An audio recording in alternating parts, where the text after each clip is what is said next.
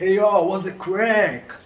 We're back to English classes. Estamos de volta às aulas de inglês, tá? Hoje nós vamos ver da sequência ao passado, tá bom? Hoje nós vamos ver questions. WH words past, did, was and were, tá? Nós vamos ver então questões no passado em inglês, simple past, tá? De novo, as questões, as WH questions, né? As questões WH, que são as palavras WH. E aí nós vamos usar, dependendo do verbo, né? Did ou já o verbo no passado to be, was e were. Então as WH palavras, né? Entre elas estão where, what, when, why, how e who. Por quê, né? Ó, WH, WH, WH, WH, WH e H. Eles não iam criar uma categoria só para H, né? Então, how entrou no WH, ok?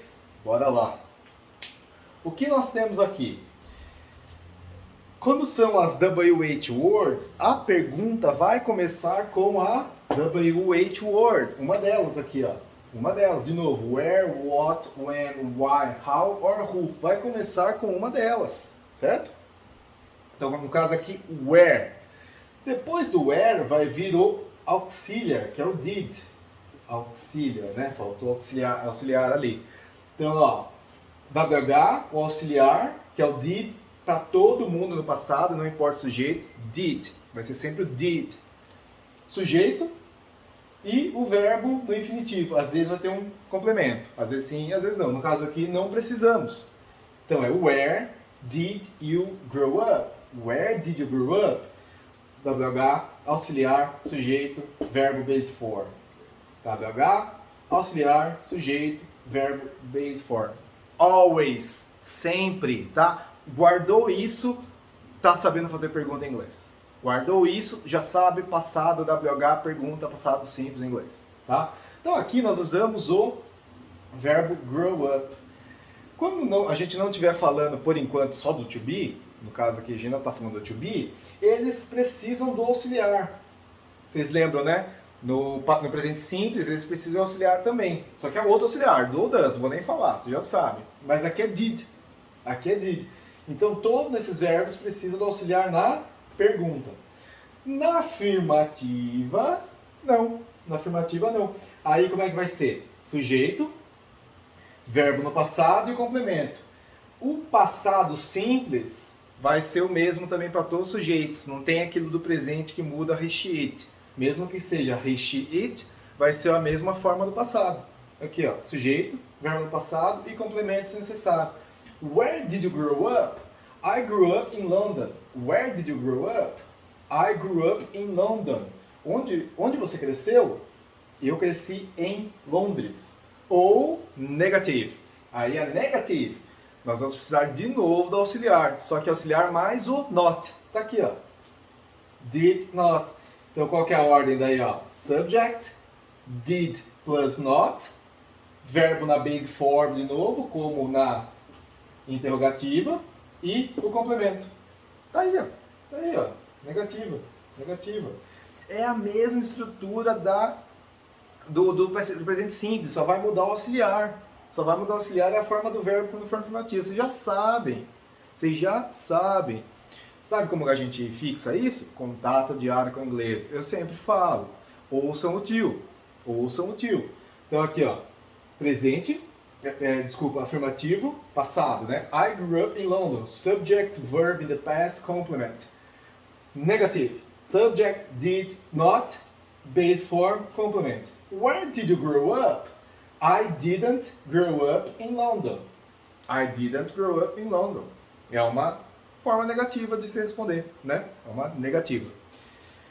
Eu falei aqui das perguntas no passado simples com verbos que não sejam o to be. Agora nós vamos ver com o to be. Como no presente, vocês já sabem também, o to be não precisa de auxiliar. Só ele se basta. Então a gente apenas vai mudar para o passado. A gente fazia essas perguntas no presente, com as formas do to be no presente. Aqui a gente faz com o to be no passado. Então tá aqui, ó. Where were you in 2007? Where, olha lá, também começa com o WH. Where Vem o verbo também, só que nesse caso é o verbo to be, né? Aqui a gente precisaria do auxiliar primeiro. A gente precisava o auxiliar, o sujeito e o verbo no base form. Aqui não. No to be, com o to be. Auxiliar, to be no passado, subject e o complemento se necessário. Tá aí, ó. É a mesma estrutura do presente simples, só que a gente muda o tempo do verbo. Vocês já sabem. Vocês já sabem, tá vendo? Em inglês a gente já sabe, a gente só troca o tempo. Simples. Where were you in 2007? I was in Dublin. Então aí, affirmative in the past. Sujeito, be in the past, complemento. Aqui o to be vai mudar conforme o sujeito. E aí você já tem que saber. I was, you were, he, she, it was, we, you, they were. Tem que saber. I was in Dublin. Negative. Aí vai entrar o past of be, o not e o complemento.